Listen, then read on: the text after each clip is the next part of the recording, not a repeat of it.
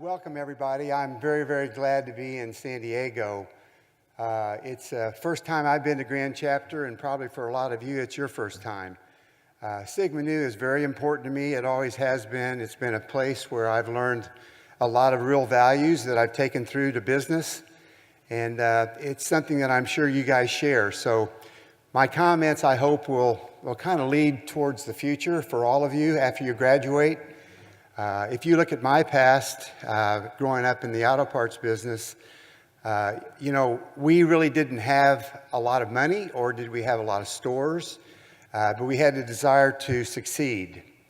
And so when you carry that thought forward from my dad, my grandfather, who actually started the business in 1957 to 1968, I graduated from college in 68, and that was kind of the start of my career, was to try to I wanted to try to work for myself. I wanted to do something that I could take credit for, or on the other hand, if I had a problem, then I'd know it was on my shoulders. I remember looking at the possibility of going to work for a big company. It was Monsanto, and they wanted me to say, they said I'd travel around the world, go to this, place here and there, and all I had to do was just follow the rules. All I had to do is just kind of follow what they wanted, and I could succeed. But there was just something missing there. It was something that told me that I wanted to try to do that on my own. So when you look at our company, you have to look and say, well, there's a lot of businesses in the auto parts business: AutoZone, Napa, CarQuest, Advance Auto.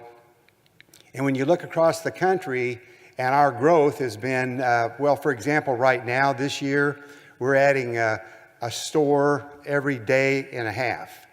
So in last year, we added that same number. So we're growing about 200 stores a year.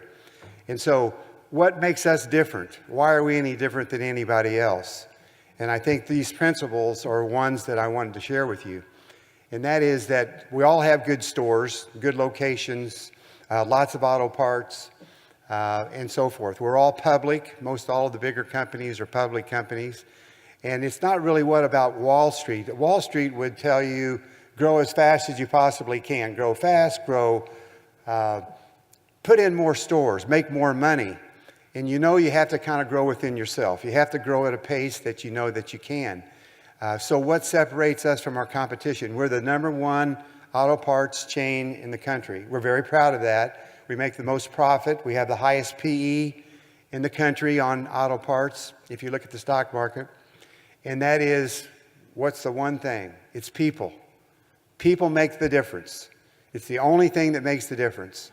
We bought a company down in Texas, and a lot of them were Hispanic, and they were along the borders, and they said, well, you're O'Reilly, maybe they're not going to accept you because you're not Hispanic, and who are you?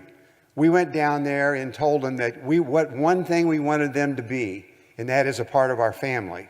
We wanted them to be a part of who we were as a company, that we were going to embrace them. If they would embrace us, we would be very successful, and we'd kick a lot of butt down there in Texas and in some of the other states that they were in. They applauded that. They were excited about that. Now, the only one thing that had to happen, and that is that we had to do what we said we would do, and that was to bring them into our family. It's very important. The things that you learn from, I'm very proud to be a Sigma Nu. It was very helpful. It was one of the sources of information that I received. I mean, where I got who I was. Was it integrity? Was it dealing with tough issues and finding ways of solution? Being in the LEAD program? I was glad to have another source of learning, I guess. And the other thing, when you go back to schools, you go down, you get back to a fraternity that has a smaller number, a big school population, small number of kids, maybe in a fraternity, maybe somewhat similar in the things that you enjoy. To me, it was the one place that I could find help when I needed someone, like on a test, or a friend to talk to. That it wasn't this big population, it was a small group. Well, it's the same thing even in our company today, 75,000 employees. I was riding my bike across Missouri here recently, and I love to bike. And we were going from one part of the state, from the west side to the east side, and we came on a town of Macon, Missouri, small little town. We had a store there, and we had an RV that was going along with us. And so I usually don't stop at every store. That we were going through about 7 towns, and every one of those towns in Missouri had an O'Reilly. So we were really riding bikes 50, 60 miles a day. So we went in the store and found a mechanic to take a look at this RV, and so found out that it was okay. It must have been some other small thing that it was not a problem.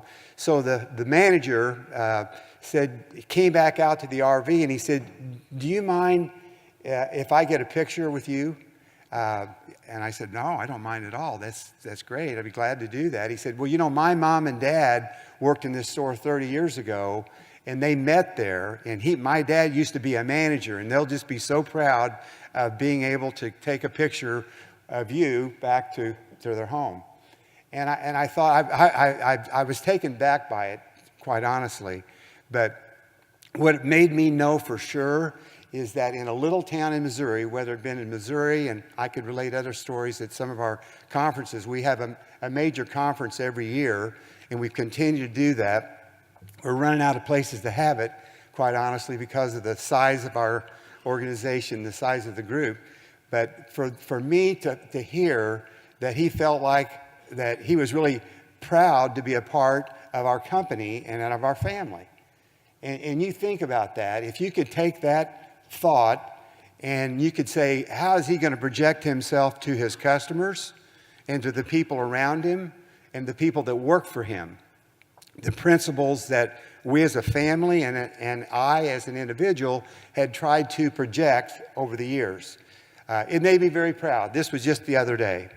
So I think when you look at college and you look at the experiences that you have, there's a lot of places that you can learn from. You can learn from teachers. You can learn from coaches. You can learn from a preacher or a priest, or you can learn from a lot of different places. And all of those things should be at least considered. That they'll let a little of that sink in from time to time. But I think so much of school, and I relate that so much to Sigma Nu and to the fraternity.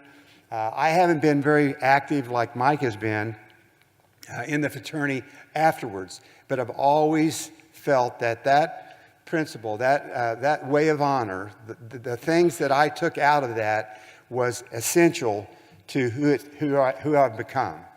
And I think that's what you've got to understand when you look ahead. What is it that you want to be? Who do you want to be? What kind of person? I always feel like that.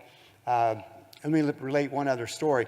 Stan Musial was a baseball player for the St. Louis Cardinals, and he was great. They won the World Series, and I got to know him pretty well. He lived in St. Louis, and when he was out, he used to go back to the dugouts, and all these new players coming in, and all this money they were making, and they thought they were, hot rods, and he'd come in and remind them that they had to be role models.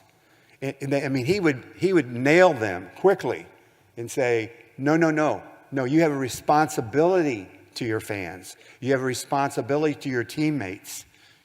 That's all you have. What you do today is going to make you who you are tomorrow. Not yesterday. Yesterday's over. Today is today and tomorrow's tomorrow. And I look back on that and think, boy, what a great message for all of us to be role models.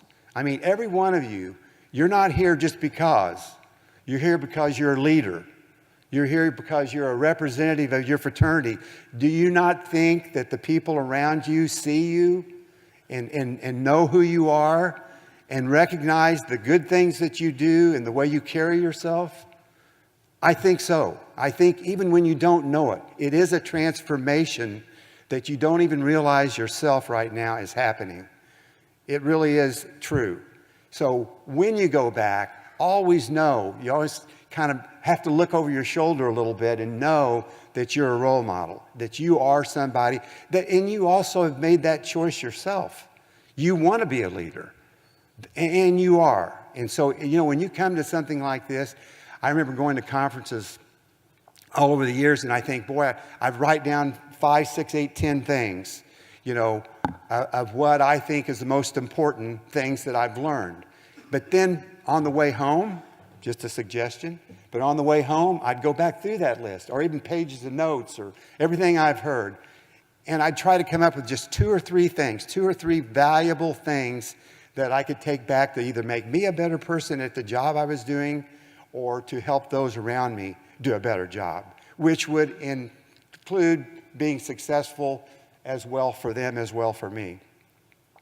So I really enjoyed the opportunity to be here. I think that Sigma Nu has a great future. I think fraternities have a great future. I saw the same list you saw of fraternities closing, on campuses. I mean, we've got to struggle. We've got to fight. We've got to learn how to represent fraternities and sororities well. I mean, we really do. We've got to let our schools know how valuable we are. We've got to be involved in organizations. We've got to be the top representatives for those schools, and for everybody to see that we are different, we are special, we have learned a lot from what we do and from where we've come from. And I think that's what Sigma Nu represents. When we went public in 1993, Wall Street had 3 requests for my brothers and I. And that was that because we wanted to go public. We decided that we needed money from the market to grow faster, and our family just didn't have it. One was to change our name. It didn't need to be O'Reilly Auto Parts. It needed to be some name that was more generic, that if there was a consolidation somewhere down the line, it would be easier accepted. So we said no. They said, you need to be in a bigger city. You're not going to be in Springfield, Missouri. You need to go to at least St. Louis, Kansas City, someplace where the investor community can get to you easier. We said no, And the third was that they wanted to have us just have one president. They wanted us to have a president. And my brother and I had decided that if we were going to go on this mission of growth and family representation, that we wanted to go together. And we went, so we said no.